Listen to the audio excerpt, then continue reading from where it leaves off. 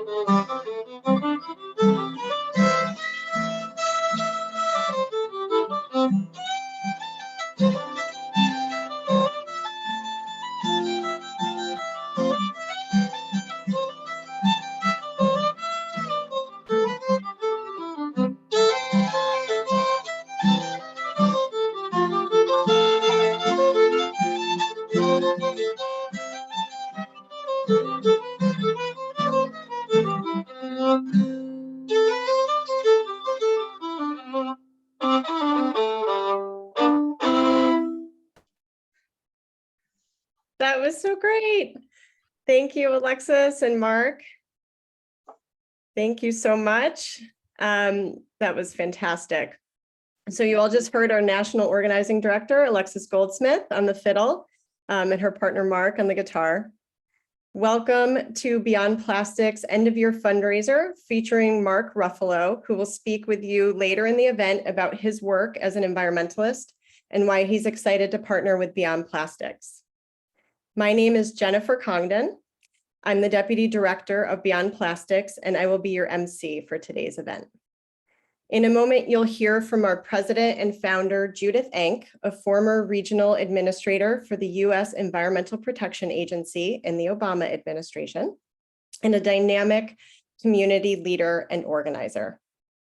After you hear more about us, we'll give you an opportunity to support our critically important work to end plastic pollution everywhere.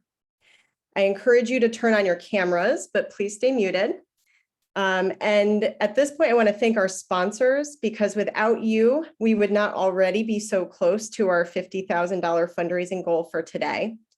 So our champions are Meliora, Del Mar Global Trust, Robin Kayola and Mark Sheikey, and our guardians. Kevin Sheikey.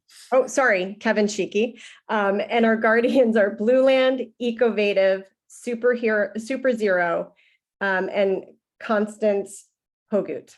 Thank you so much. Thank you all for being here. I hope you enjoy the event. And now I will hand it over to Judith to introduce herself and Beyond Plastics. Thanks, Jennifer. It's so great to see all of you. Thanks for spending a little time with us this afternoon.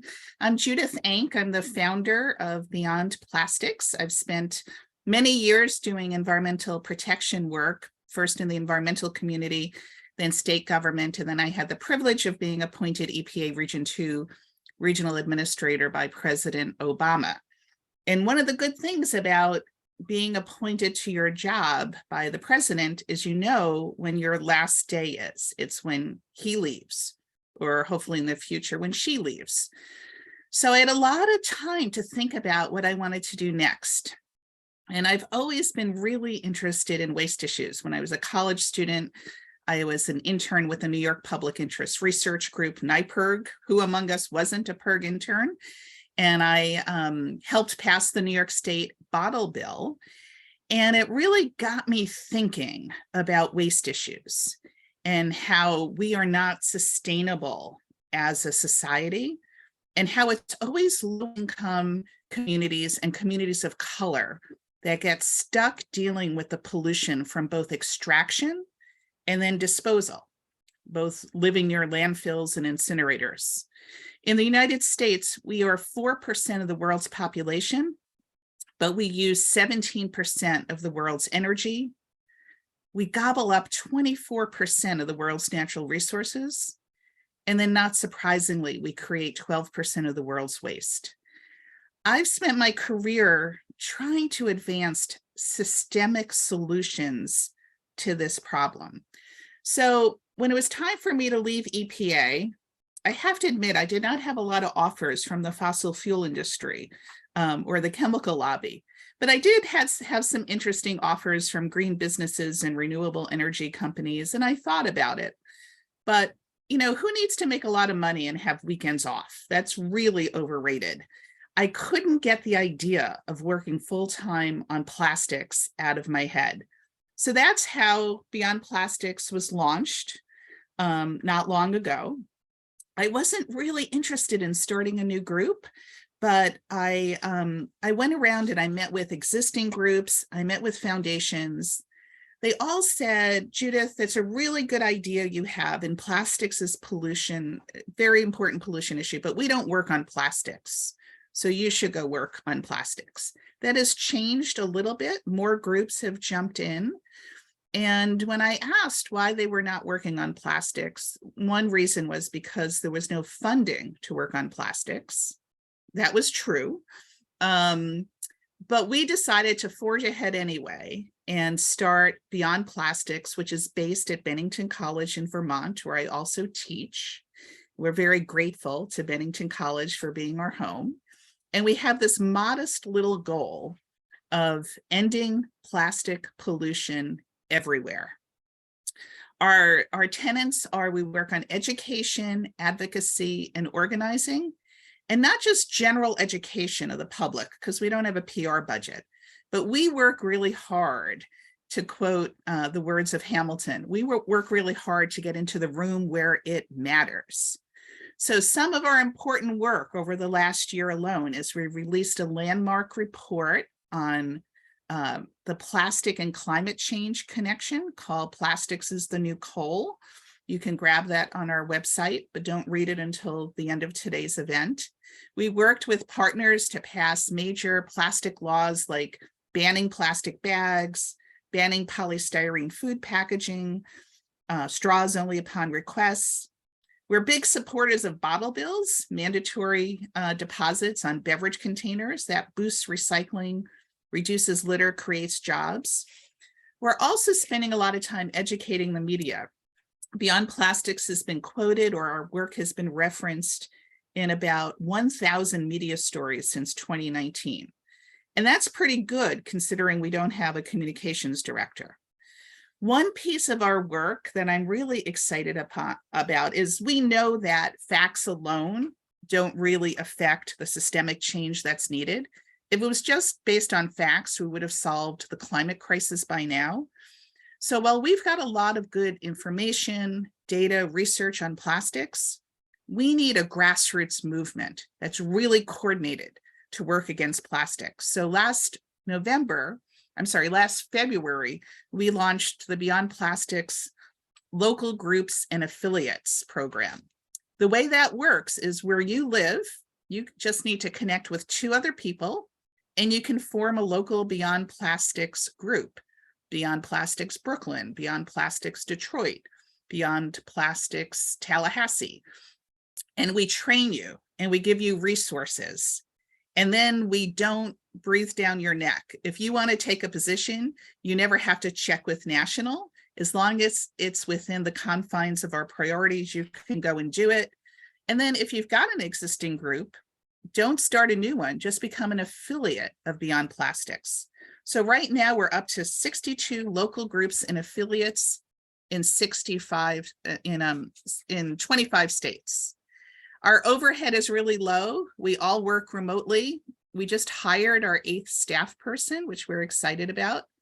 We're very nimble. We're very quick. I want to tell you just what we've been doing in the last few days. And yes, today is Sunday.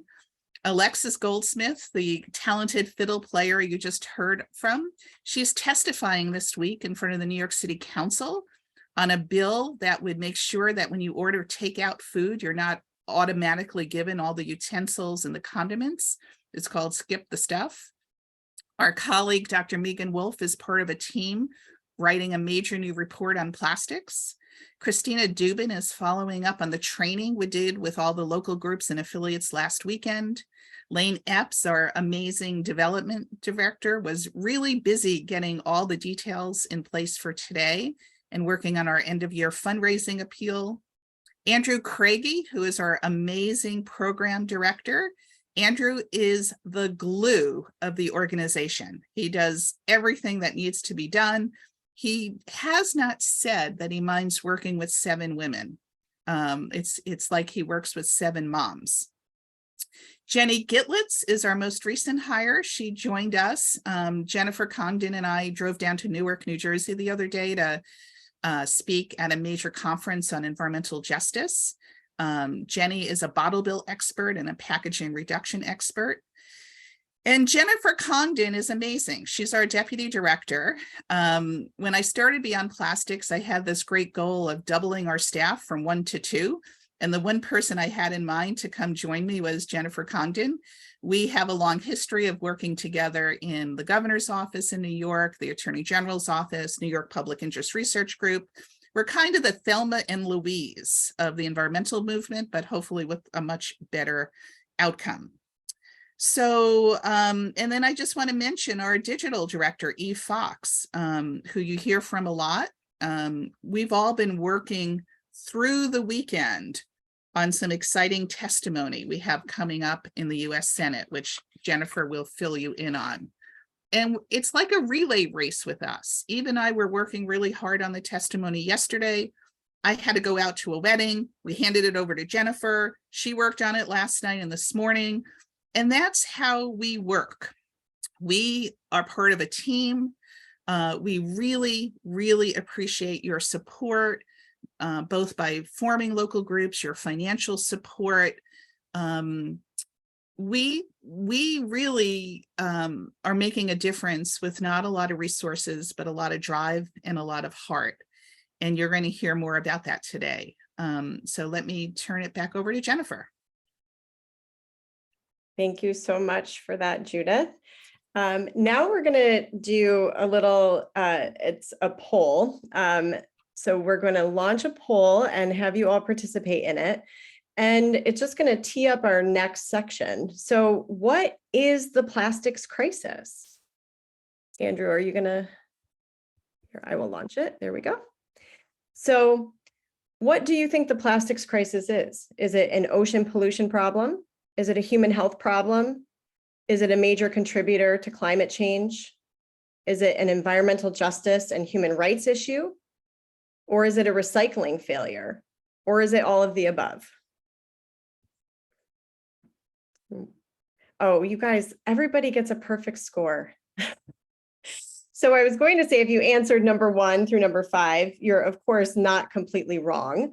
But the most correct answer is number 6, because plastic pollution is a cross-cutting issue that is affecting every part of our world and all of the inhabitants on Earth, human and non-human. We have learned so much in just the last 5 to 10 years. Share the results of the poll. And we've learned just how serious a crisis plastic pollution is. The time to mobilize and take action is now. So you are a big part of that. We are doing incredible work at Beyond Plastics, but we really can't do it without grassroots support. You'll be hearing more about that work in the coming minutes, and we hope that you feel inspired to give. So right now we're going to launch the fundraiser of our event, and I will explain to you how this works. So as we activate the virtual fundraiser, you'll see a box pop up on the right hand of your Zoom screen that invites you to use the Donations by Pledge app. please click open when it appears. This will allow you to see a panel on the right-hand side of your screen where you can make a donation while we're on the event. So our goal for this event is to raise $50,000 to support our critically important work. And we have raised a little over $35,000 right now. I'm actually looking, we're at $37,235. So we raised, congratulations, everyone. Thank you. So we've raised $25,000 from our generous event sponsors. Again, that's Meliora, Delmar Global Trust, Robin Cayola and Kevin Sheeky, our guardians, Blue Land, Ecovative, and Constance Hogut, and Super Zero. And then from our ticket sales, we've raised $12,225. So we are very close to meeting our goal, and we hope that you can help us get there today by giving a little bit more. If you have any issues with the app, there are two other ways to give while you are on this fundraiser today. So there is a text to donate, and our special guest, Mark Ruffalo, we took his name. So text Ruffalo to 707070 to donate today.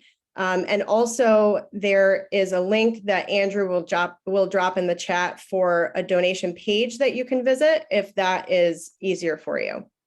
If you're donating through the Zoom, the Pledge app in Zoom, please fill out all the pieces and keep scrolling down. Make sure you sealed the deal by hitting submit, because that's how we'll get the donation. And once you give any amount, it doesn't matter, big or small, you'll receive the option to activate a special Zoom background that celebrates your donation today. So our development manager, Lane Epps, just activated her Zoom background. So as people donate, you can activate that Zoom background and be celebrated for your donation. Also, you can see on the right, our donations are added there. And as you donate, if you want your name included, you can add your name there instead of anonymous, and it will pop up for everyone to see.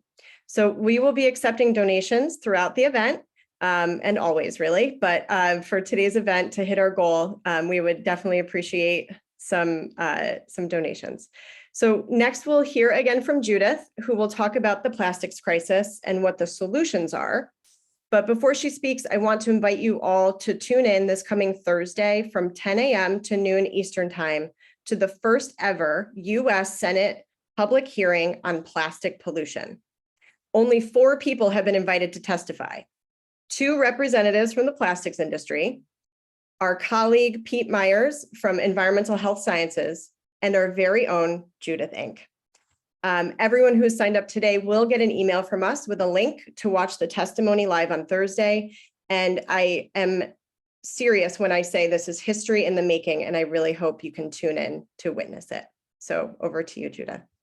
Thanks, Jennifer. So a bunch of you are familiar to me because you've taken my class on plastic pollution, which, by the way, is offered in April and May of next year.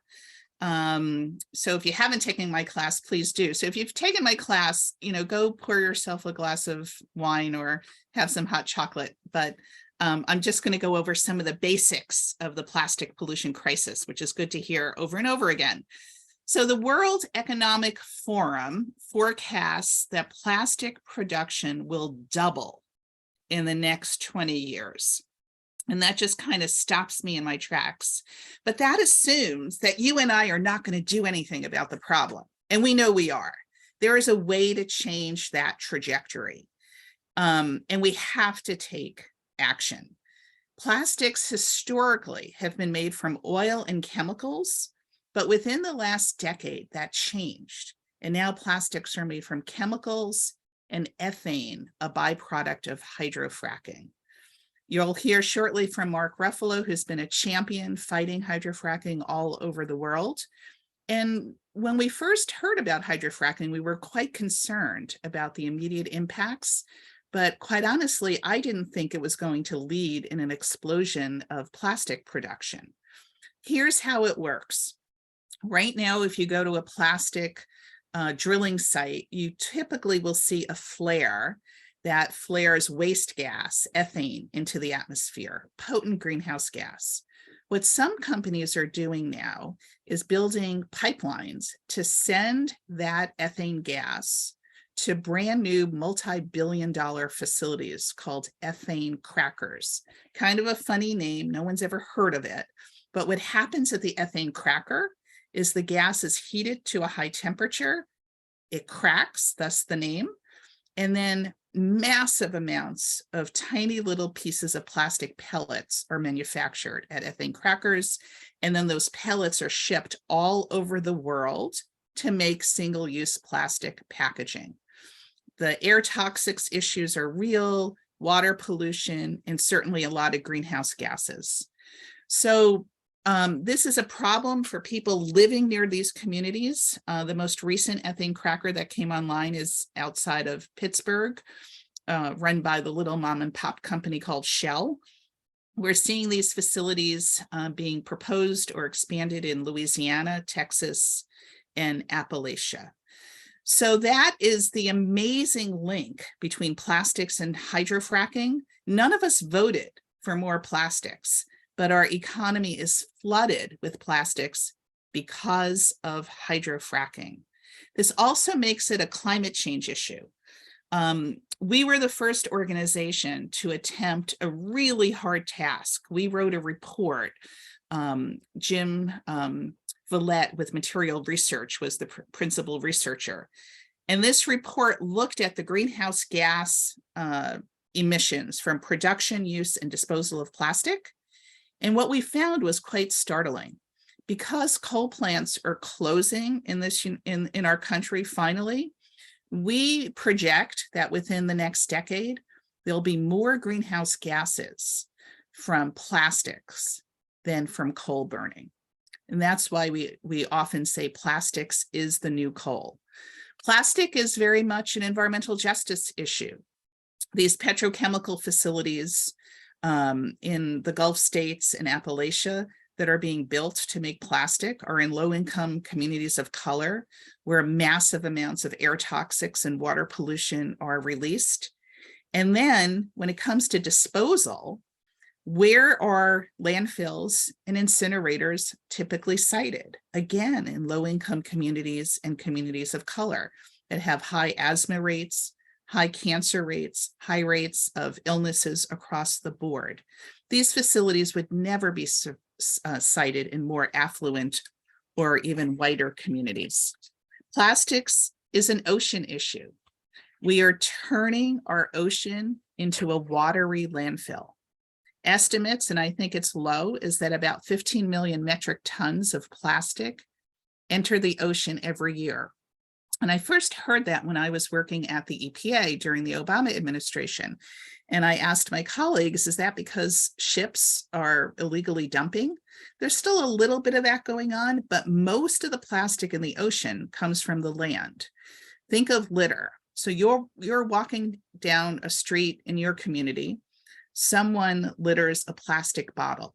It gets into a storm drain, then it gets released into a river, and then it eventually makes its way into the ocean. It is exposed to sunlight, so the plastic gets very brittle. And then the wave action serves almost like a paper cutter.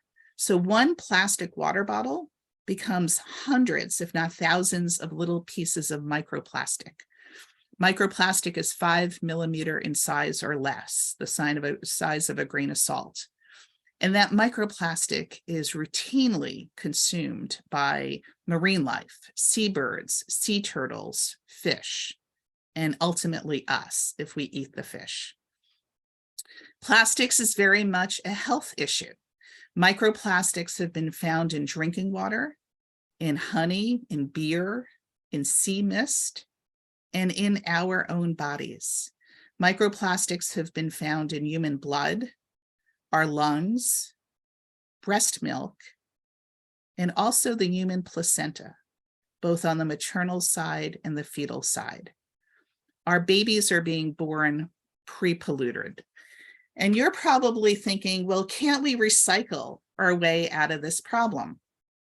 I am a strong supporter of recycling. I started my town's recycling program over 30 years ago. And keep recycling your metal, glass, paper, cardboard, and start composting your yard waste and your food waste to reduce methane emissions at landfills. But plastics recycling has been an abysmal failure. I had an article that I co-authored with Jan Dell in The Atlantic a few months ago. And the headline of this article in The Atlantic is "Plastic Recycling Doesn't Work and Never Will Work." And let me explain why. And you may be confused because the plastics industry has spent millions of dollars telling you not to worry about your overconsumption of plastics, just toss it in your recycling bin. Well, we did a study and we documented that 5 to 6% of plastics gets recycled in the United States. Compare that to 66% recycling rate for paper and cardboard. The reason is there are so many different types of plastics. There are different resins. There are thousands of different chemical additives. And then there are different colors. So think about in your own home, you might have a bright orange hard plastic detergent bottle near your washing machine. And then in your refrigerator, you have a clear squeezable ketchup bottle made of plastic. They cannot be recycled together. The plastic material is just too heterogeneous. It's not like a newspaper can get recycled into a new newspaper or a new piece of cardboard or an aluminum can into another aluminum can. So we cannot recycle our way out of the plastic pollution problem. What is the solution? The solution is making less plastic. If we make less, we have a fighting chance to protect frontline communities where plastics are either manufactured or disposed of. There are solutions. I could ramble on forever about refillable beverage containers, installing dishwashing equipment in our schools and Meals on Wheels programs. So people are served on durable, real dishes, not single-use disposables. Let's have commercial bottle washing operations for wineries who want to offer wine in refillable bottles. How about public water fountains everywhere so you don't have to waste money on plastic water bottles?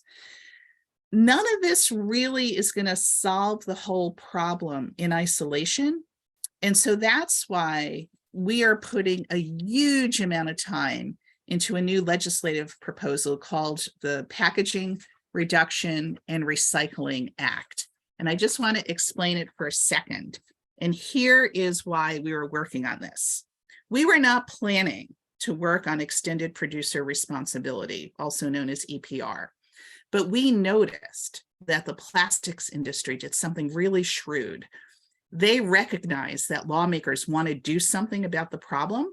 So they showed up in state legislatures with two proposals. One is a really weak packaging reduction proposal, which is not going to work because we read it and we know it's not going to work. The second thing they're doing is promoting plastic burning under the guise, they call it chemical recycling or advanced recycling. It's not advanced, it's not recycling, it's burning plastic to create low-grade fossil fuel. The last thing we need, more fossil fuel. So we are going toe-to-toe with the plastics industry in state legislatures around the country to try to block the bad stuff. And we also want to advance a good bill that will actually solve the problem. So we've been spending a lot of time with our partners on this model bill, and it very briefly does a few key things. One is we establish environmental standards for packaging. Just like you have fuel efficiency standards for cars and appliances that save us all money, we think it's unfair that local governments get flooded with so much packaging that they can't refill or recycle. So our proposal is a 50% reduction in all packaging over the next 10 years. It's incremental. Every 2 years, a new requirement kicks in. For what's left over, it has to be recyclable. The second major provision is reducing toxics in packaging. You will be surprised of the thousands of chemicals used in packaging. Forever chemicals like PFAS, heavy metals, formaldehyde, polystyrene. We want them out of packaging, particularly packaging for food. Third, we clearly would prohibit chemical recycling or plastic burning. The American Chemistry Council has already gotten 20 states to adopt laws that would encourage chemical recycling. Fourth, the polluter should pay. So we put a very modest fee on packaging to pay for your local recycling programs, but also waste reduction programs. We are all about reduction. We also don't want to put the packaging industry in charge, so we have an effective way to make the system work. This is a huge issue. I am both hopeful and a little worried about what we're venturing into during the 2023 legislative session, because as I said, we're going toe-to-toe against big brands, chemical lobbyists, plastic lobbyists, fossil fuel lobbyists. But you should know my parents, the late Helen and Sonny Ank, who I think of every day, named me after St. Jude, the patron saint of lost causes. It's as if they knew my whole career trajectory the moment I was born. And when you work hard and you have a little fun doing it, lost causes are no longer lost. Working together with grassroots activists, we can really turn the tide on plastic pollution. And so we're so grateful for your support. And I think we're shifting now to a video. Is that right? Yes, I will share my screen. Thank you so much, Judith. Judith, do you want to say anything about the video before I Yeah, play it? this is the claymation video, right? It is. So we kept seeing these annoying advertisements from Coke and Pepsi telling us every bottle back. And we knew that they were not getting every bottle back. And in fact, Coke and Pepsi typically oppose bottle bills at the state and federal level, which is the best way to get every bottle back by just putting a very minor deposit on it. So we could have written a memo. We write a lot of memos. We could have issued a news release, but we thought we'd have a little bit of fun with this. And we're so fortunate that we met Jonathan Fryer, who is a great filmmaker, and he specializes in claymation. And so Jonathan made this for us, which we are sharing widely, and we would encourage you to also share it widely. Let's see if it works. All right, here we go.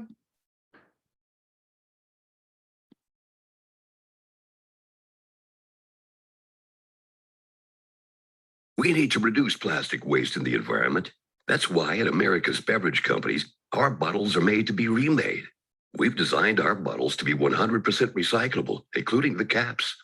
They're collected and separated from other plastics so they can be turned back into material that we use to make new bottles. That completes the circle and reduces plastic. Well, you know, we sometimes turn it back into new bottles. Sometimes it goes here. But don't worry, only 92% of plastics end up here. If you're wondering what to do with that empty bottle, just put it in your nearest recycling bin and it'll get sent here to us. So we can try our best to recycle it.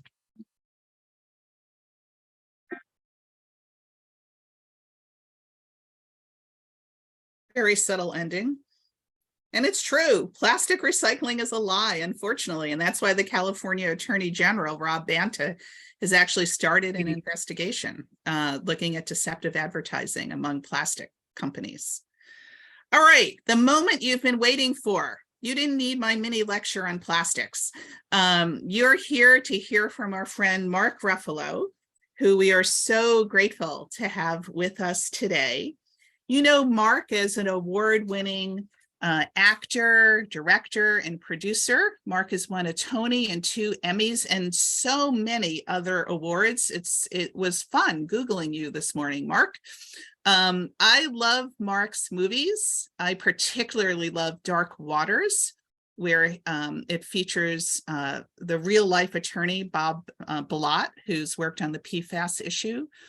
Back in 2015, Mark was part of this incredibly important movie called Spotlight, focusing on childhood sexual assault that has been covered up by the Catholic Church. He played a key role in The Normal Heart, an adaptation of Larry Kramer's play about the AIDS crisis. And whenever I'm not feeling good and I just want to like sit on the couch under a warm blanket, I watch The Kids Will Be All Right. I can't tell you how many times I've watched that. And then there's this Avengers series, which I'm kind of embarrassed to say I've not seen, but I'm told is a really big deal. And I probably don't need to tell anyone else about it. Mazel. Glad it's going well on the Avengers.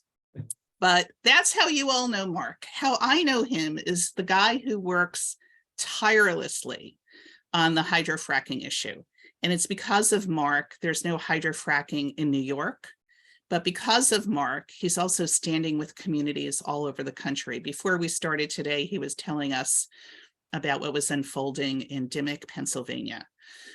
Mark had a laser focus on the water and the health impacts of fracking. He did his own research and he helped lead the charge.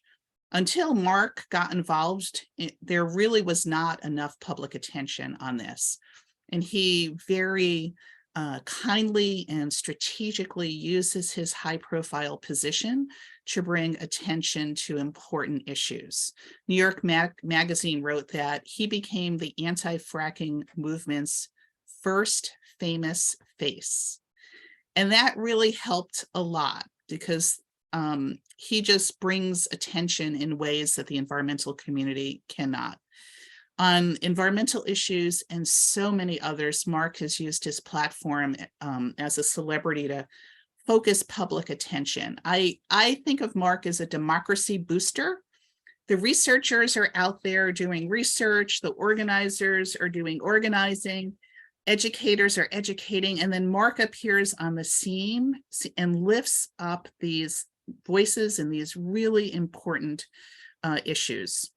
Mark is the person you want on your side when you're taking on big battles, whether it's fossil fuel or plastics or the chemical industry. So please join me in welcoming actor, director, producer, and environmental activist, Mark Ruffalo.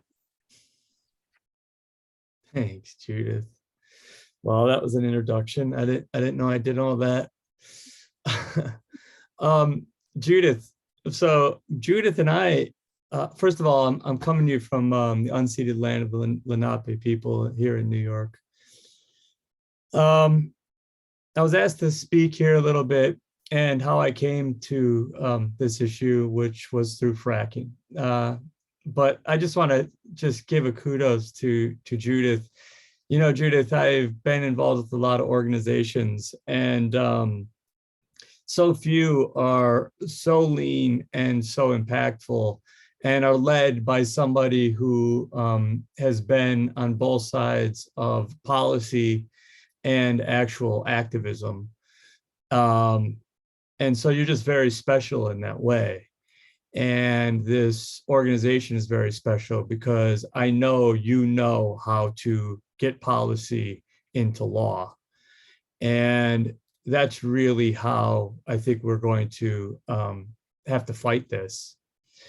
And then also to create information that we can use out on the field as activists. So it's a 1-2 punch. You're a dynamo. We've known each other through the fracking years, and you're always an ally, even though you couldn't always be one on your public-facing page. But I really appreciate what you do and appreciate what you guys are doing. So I'm here, like Judith said, from fracking.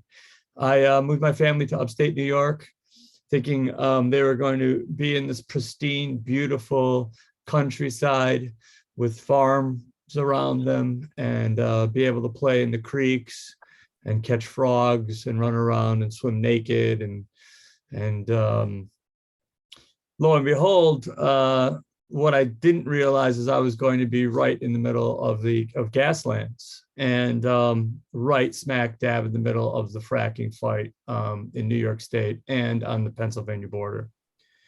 I was asked to go by Ramsey Adams, who runs Catskill Mountain Keeper, to go to Dimmock, PA.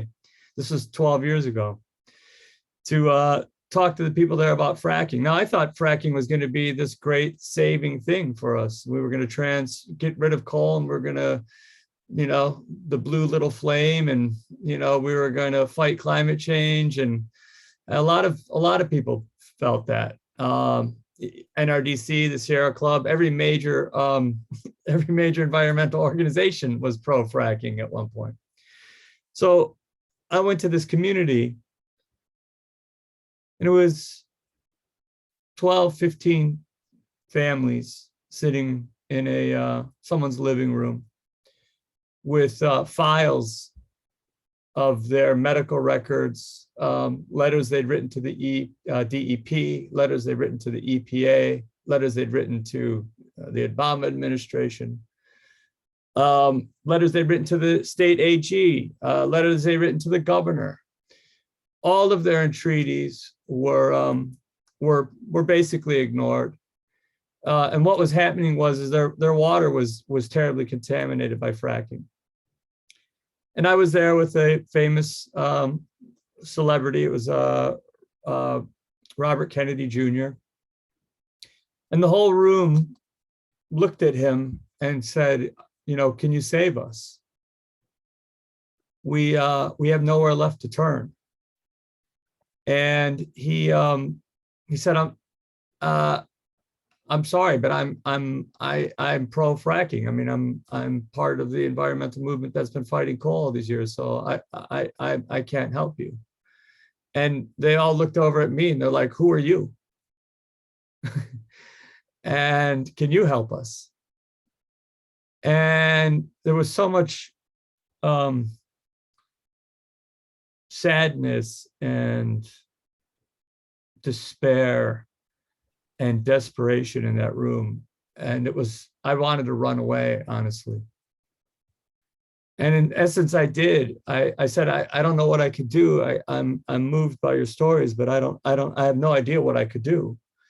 And I went home that night. I couldn't sleep. And I got up and looked at myself in the mirror. And I said, who are you, Mark Ruffalo?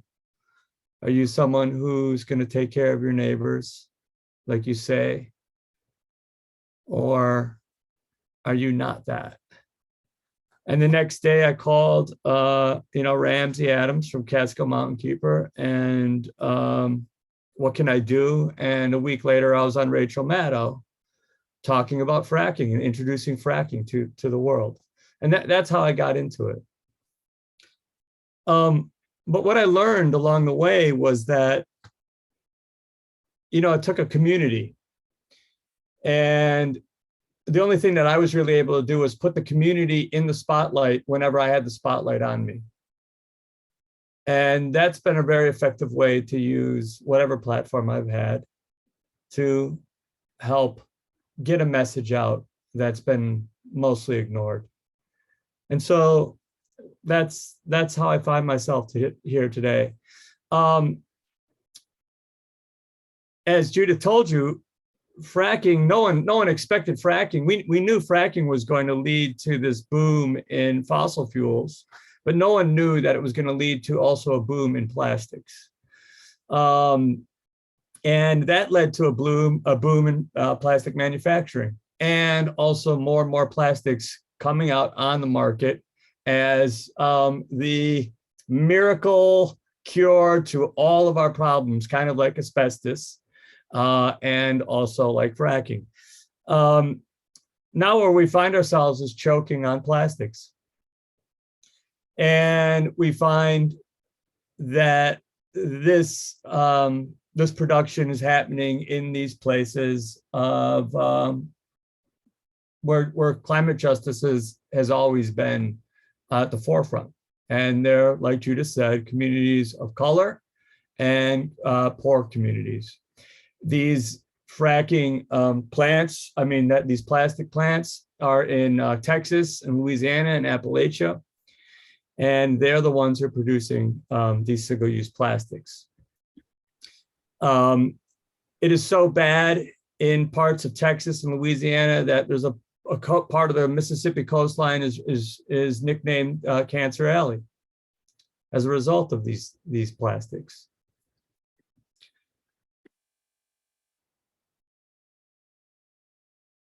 It's hard right now. It's overwhelming in a way. There are so many compounding issues that it begins to degrade your sense of being able to do anything about it. Which is why we all came here today. In one deeply despairing moment, in a prayer, I'm not one who tends to pray, by the way. I had the message come to me, if you're losing hope, it's because you're not doing enough. And action is the remedy to hopelessness. And so we have a chance here tonight, and you already have put money up, but to dig that a little bit deeper and to put another little bit in the pot as an action that we could take together.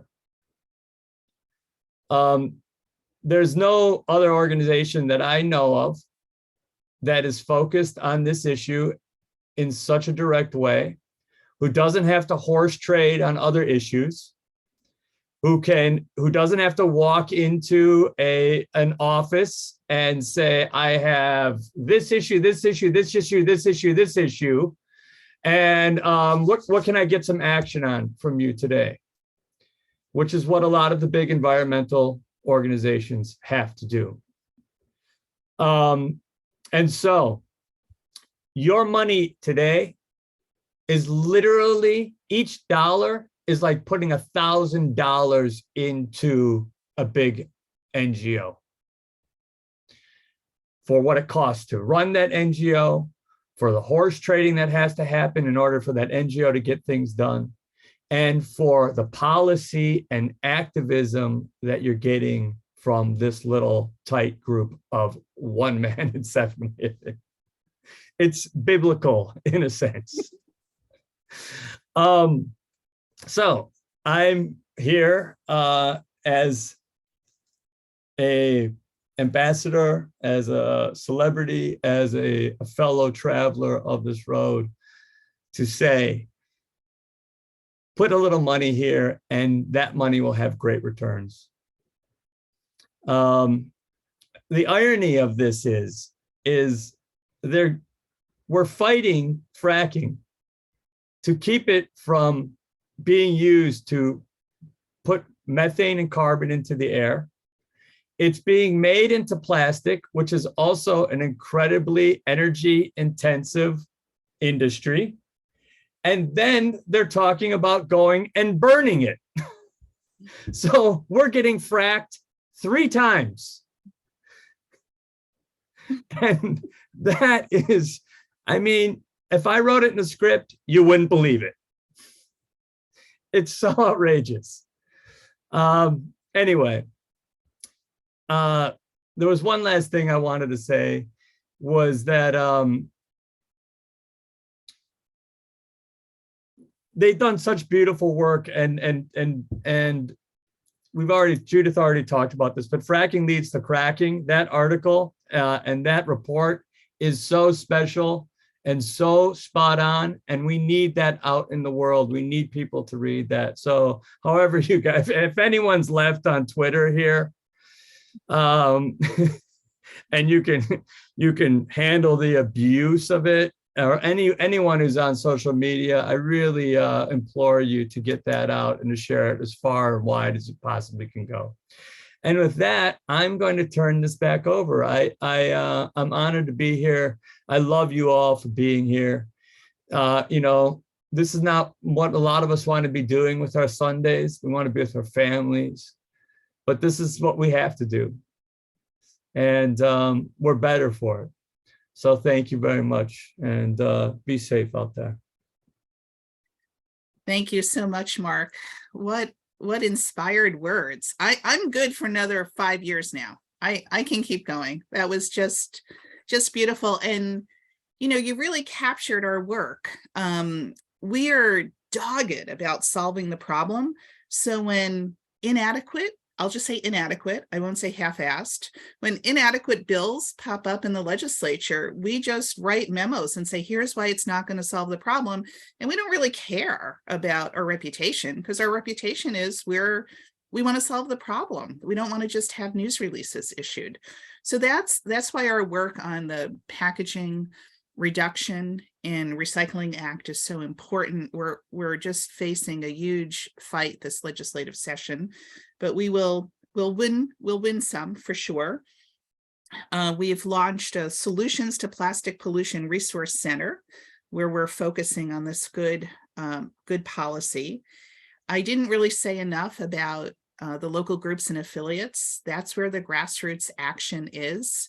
So people can jump in, meet their neighbors, work on whatever they want. We'll support them. And we have a really nice little video, very short, that we want to share right now on the local groups and affiliates that are doing great work across the country. And then we'll turn it over to Jennifer. Before we do that, can someone tell me where we are on our fundraising goal? Yes, I have a few updates. So first of all, I just want to say, wow, Mark, that was amazing. Thank you for those inspiring words. We are so grateful for your work and your support of ours. And I think my new favorite quote is, action is the remedy for hopelessness. That's like gonna be my new meditation mantra. That was amazing. So we are actually just a little bit over 41,000. So we're less than $9,000 away from our goal, which is incredible. I hope everyone here can pitch in a little or a lot. I was scrolling through. You may not have activated your special Zoom background if you did donate, but you can, and then then I'll know that you've donated. So please give. We work constantly, but it's because we believe, one, that we have to solve this issue, and two, that we can. But we can't do it without you. So we have a little technical issue with the that video, Judith. Oh, okay, we can skip it. Yeah, there's no sound. We can't get the sound to work. So we're gonna skip it, or I could just have it scroll through while you talk. And you could talk a little bit about local groups and affiliates while we just all view the images. Yeah, let's do that. Okay. Because they're great pictures. They really are. You're just not hearing the music, and that's okay. We started this in February, and we ran the idea by groups all over the country, and everyone said, we're not doing it, you guys should do it. Our only real comment on what you're doing is it's too ambitious. I'm like, well, that's okay. We can be ambitious. So we launched these local groups and affiliates. We got a grant for $25,000 to do it. So we hired 3 people. Don't worry, they're not each paid $10,000, but close. And we just started doing the work. So we do quarterly trainings, and people got involved. This past July, as part of Plastic Free July, people showed up at supermarkets around the country and brought back non-recyclable plastic packaging. This was a funeral for plastics in Boston. We have quite a few artists involved who do very, very impressive work. It was a really hot day. And then they went to the headquarters of Trader Joe's in Boston. And the Greater Boston group is amazing. Carlisle, Pennsylvania, people coming together, working locally on plastics. I went to this awesome event in Albany. That's some local activists at the supermarket. This is in North Carolina. You know, we gave people just a few weeks notice to save plastics that can't get recycled. I love our Chirping Bird Society affiliate in South Carolina. This is the amazing scientist Macy in Utah. Fort Collins, Colorado. Incredible work there with the Fort Collins Trash Mob. When I first heard their name, I was scared of them. Zero Waste Ithaca doing tremendous work. We've got some great allies working on climate in California. Here we showed up at a Congress member's office. This is Bainbridge, Washington. Marin County, California, lots of people involved. We have a wonderful base of people in New York City, in Minnesota. In Minnesota, we're working with them on packaging reductions.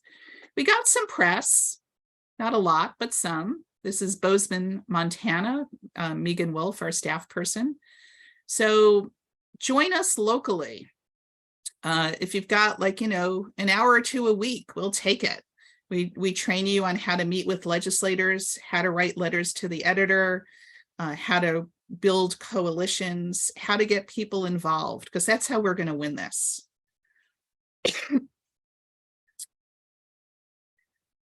Jennifer, how are we doing on fundraising? Just curious. Just curious. We are at $41,848 of our $50,000 goal. So people are continuing to chip in, which we very much appreciate. Just a little bit left to go, a little over 8,000 till we reach 50. So that's where we're at. So please keep going. Every penny you donate to this time-sensitive and critical work is put to good use. You've heard that we're a lean organization. We really are. Part of the benefit of being associated with Bennington College is that we don't have office space. We don't have to pay for a big building that we heat and cool and all of that. We work remotely and we all use our time incredibly efficiently to work on ending plastic pollution everywhere. And So, you know, you could donate as a holiday gift. You don't need to buy more stuff for people. Like if anyone wanted to give me a holiday gift, you could just make a donation and not buy me anything. Thank you, Mark. Go pick up your daughter. We're so grateful. Judith, do you want to talk a little bit about some upcoming events? I know we have the Phil Landrigan webinar coming up in January. Sure. So we do quarterly educational webinars. We've heard a lot from you that you want more on plastics and health. And so we have the very accomplished pediatrician, Dr. Philip Landrigan he used to be at Mount Sinai. He's now at Boston College, and he will be doing a webinar for us on plastics and health. Is that January 12th? That's correct. Is that correct, Andrew? January 12th? Yep, January 12th at 7 p.m. Eastern time. 7 p.m. And so you can sign up on our webpage. We'll also send you an announcement after the holidays, but hold on to that time. And if you know people in the medical community, local doctors, local nurses, take a look at the link that Andrew just dropped in the chat. Andrew, I loved what Mark Ruffalo said, 1 man and 7 women. It's almost biblical. It's going to be your new motto. I'll also mention that I teach a class on Zoom on plastic pollution. The next segment is April and May, Wednesday nights, 7 p.m. for 2 hours. A lot of people take the class just as auditors, not for academic credit. So please, if you've taken the class, tell others. If you haven't taken the class, the information on how to enroll was just dropped in the chat. Also, it's on our webpage. And then Thursday will be fun. Thursday is the big hearing in the U.S. Senate from 10 a.m. to noon. it'll be a lively discussion on plastics and how to reduce the generation of plastic as a way to address climate change, toxics, environmental justice, health, recycling failure. It's just about 5 o'clock. I think we can probably wrap up, right, Jennifer?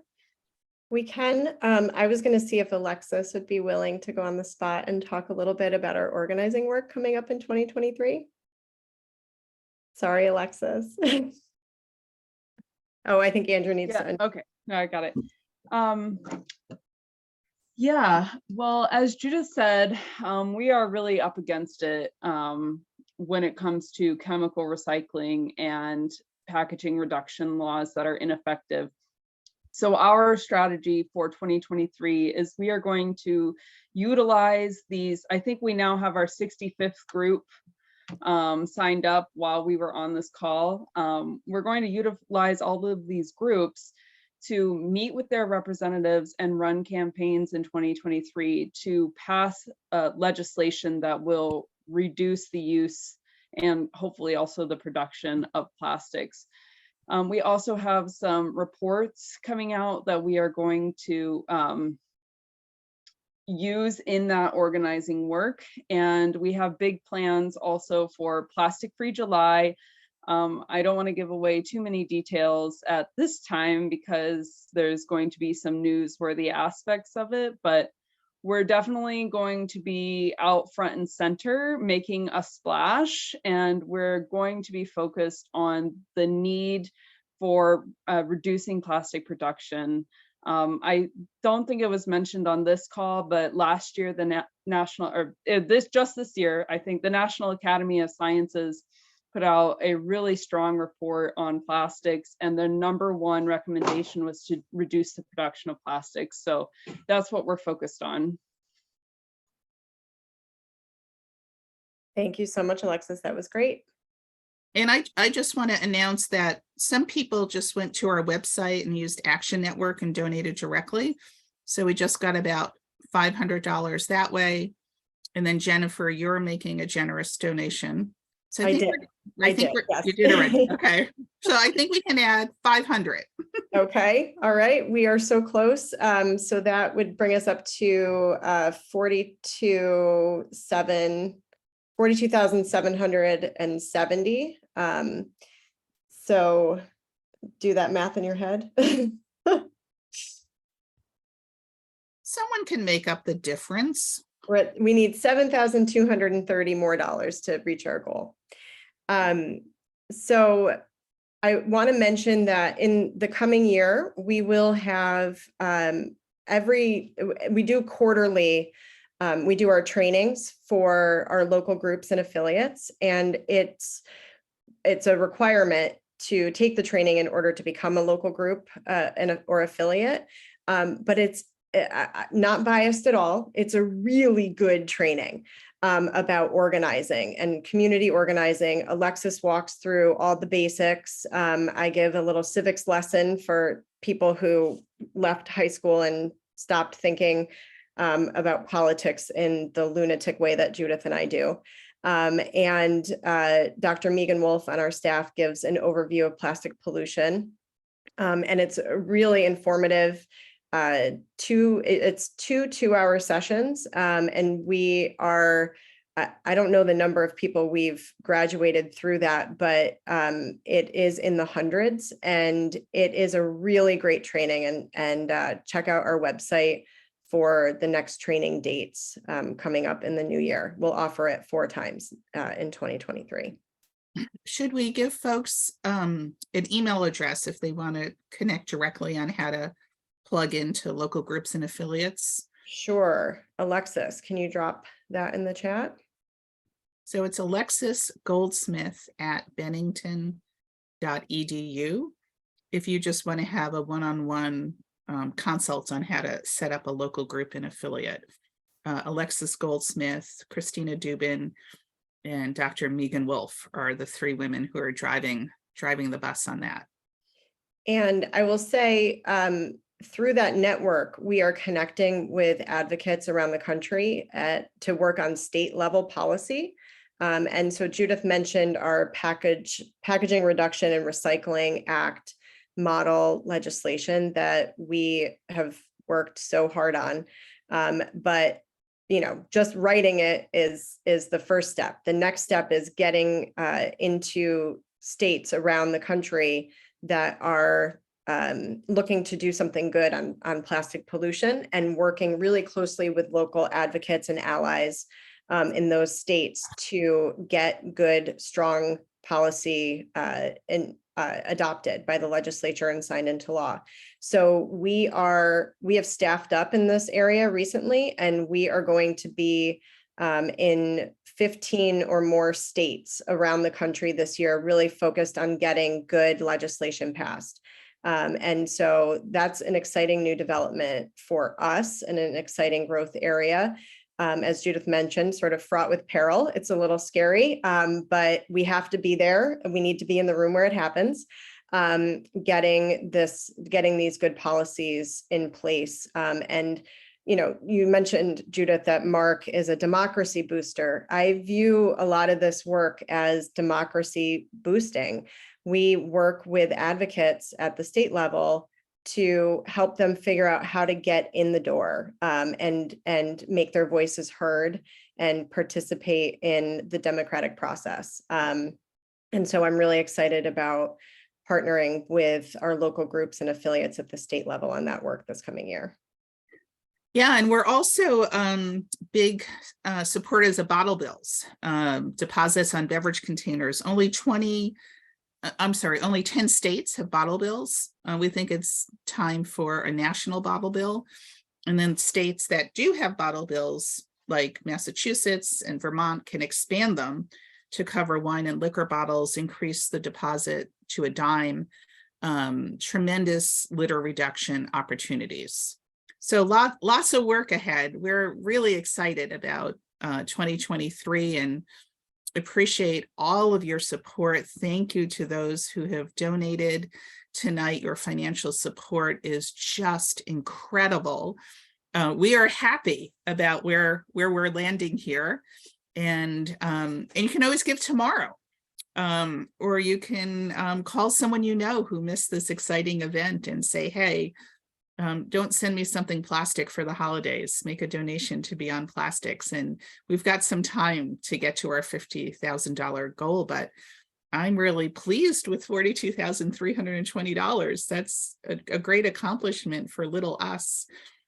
So thank you from the bottom of our hearts for your support. And it was really cool to hear Mark Ruffalo. I'm genuinely saying I'm so jazzed to keep going and kind of recount his inspired words to lend support to our work. So hope you're safe on the roads. Hope you have a great holiday season.